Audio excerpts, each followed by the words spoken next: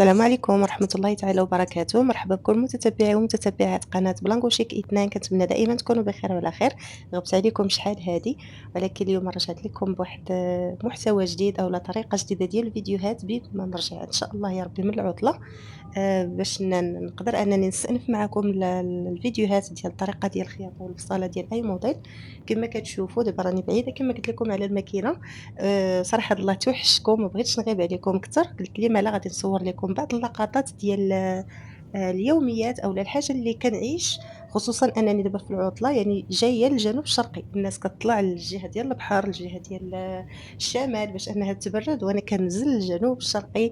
المسقط ديال الرأس ديالي فين ما تزاديت تما كيعجبني الحال أنني نمشي ندوز فيه العطلة. كما كتشوفوا الحرارة ما شاء الله دابا راه الأجواء غادي يبانوا لكم. ما شاء الله على الحرارة، كذلك الريح كيكون الصهد بزاف، ومع ذلك سبحان الله العظيم جو مريح للأعصاب، كذلك مريح للصحة. واخا شوية الجو شوية قاصح، يعني اللي ما مولفش هاد الجو هذا راه تيجيه شوية قاصح، ولكن حنا مولفين هاد الأجواء هادو. كما تنقول لكم يعني الحرارة ما شاء الله راه اش غنقول لكم قلت لكمش 60 الفوق، راه ما بالغتش، يعني راه ما شاء الله حرارة والعجاج والعقارب ولكن الحمد لله واخا هكاك تتبقى دائمًا بلادك وكتعجبك، يعني في جميع الحالات كما كتشوفوا ما شاء الله خير الله. هاد البلاصة هادي اللي كنصور لكم مشيت ليها فقط غير يعني نشوفها فقط. هنا حدا السد ديال تاغوشت اللي عاد دار جديد. بالنسبة لهاد الماء هذا ماشي ديال الشريب، إنما هذا كيسقيو به الجنانات كما وريتكم. هاد الماء هذا بارد مكلاصي سبحان الله العظيم. هذا راه خارج من المنبع، يعني ديال العين. هذا عين وزادوا لقموه يعني بواحد بواحد القناة منها السد، يعني باش تعزّز ليهم هاد الماء هذا، وكذلك باش يستافدوا من الماء ديال السد، خصوصًا أنه جديد عاد تبنى دابا حداهم. يعني ما شاء الله خيرات الله، الماء كذلك ما شاء الله متوفّر. بارد كما قلت لكم حطيت فيه رجلي ما قديتش نصبر. هاد الماء هذا راه كاين في تاغوشت، يعني تحية للناس ديال تاغوشت. كلشي راه كيعرفها، يعني اللي أبناء هاد المنطقة راهم كيعرفوا هاد البلاصة هادي. كما قلت لكم هاد الماء كيسقيو به الجنان فقط. أما بالنسبة للماء ديال الشرب يعني اللي كيشربوا فهو خاص عاوتاني في بلاصة أخرى.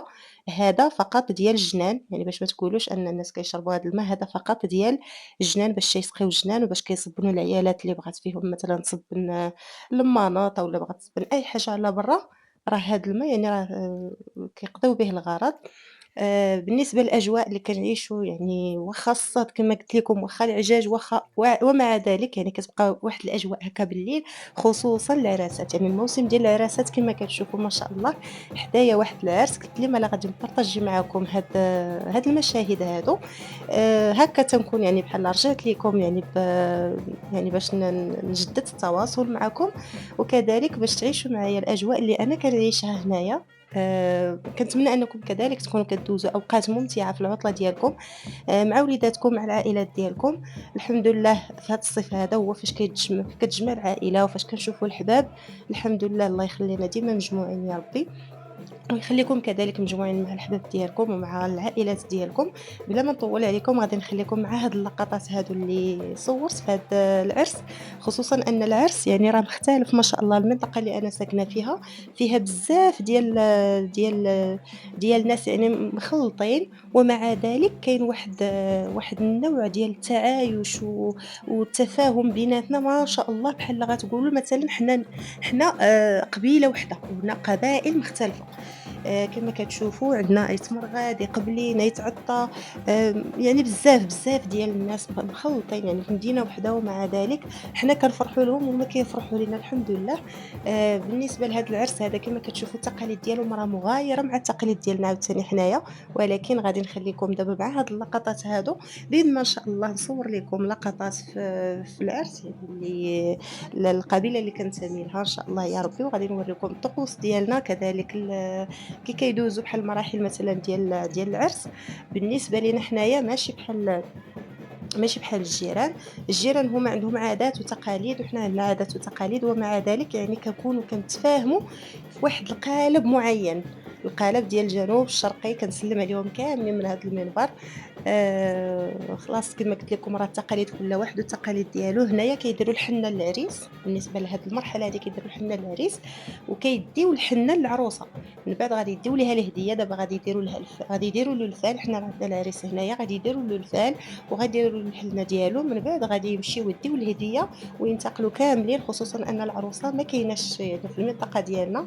غادي يمشيو لمنطقة أخرى أولا قبيلة أخرى وغادي يديو ليها الهدية ديالها وغادي يديروا البرزة تما.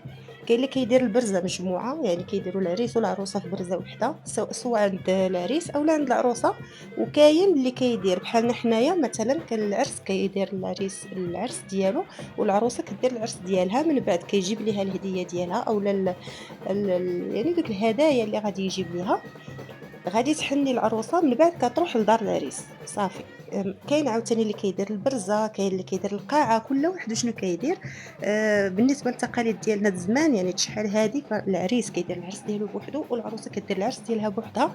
من بعد كتروح ليه يعني صافي ما تيكونش داك النوع ديال الاختلاط ما بين العائلتين بجوج يعني في عرس واحد نهائيًا. عاد ولا دابا ولاو كيديروا يعني عرس واحد مجموع سوا في القاعة أولا هُما كيتفقوا بعضياتهم باش يديروا سوا في عائلة يعني في دار العريس أولا في دار العروسة.